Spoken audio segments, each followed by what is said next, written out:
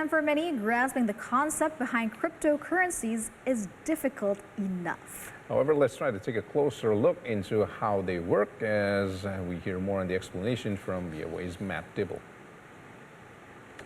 The coin in Bitcoin sounds like the pieces of metal that people have used for centuries to pay for things.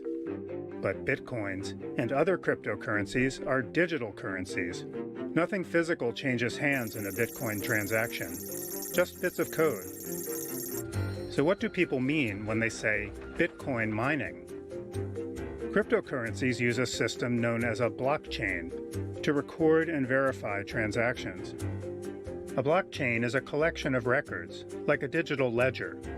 But instead of the information existing in one place, such as a bank, the blockchain is distributed among many users who can view every transaction ever made. Here is how the Bitcoin blockchain works. As new transactions occur and the blockchain is updated, everyone on the network receives the same information to keep the system safe. Each new transaction is grouped with other recent transactions in a block, awaiting addition to the blockchain. This is when the process known as mining begins. Miners, basically any user on the network with sufficient computing power, vie with each other to be the first to verify the new transactions and solve a cryptographic puzzle unique to that block. This involves guessing a hash, a code made of a very long string of numbers and letters unique to that block. The task, known as proof of work, is so complex that it can only be solved by trial and error, which takes a huge amount of computer processing power. Proof of work is a way of protecting the blockchain against fraud. Only after the hash is solved and the transactions are verified can the new block be added to the chain. The successful miner is rewarded for the work with a Bitcoin payment.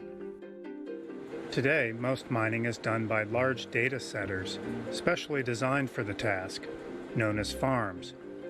These mining farms use an enormous amount of energy. One estimate says it takes the amount of power an average U.S. household uses in 74 days to mine a single Bitcoin.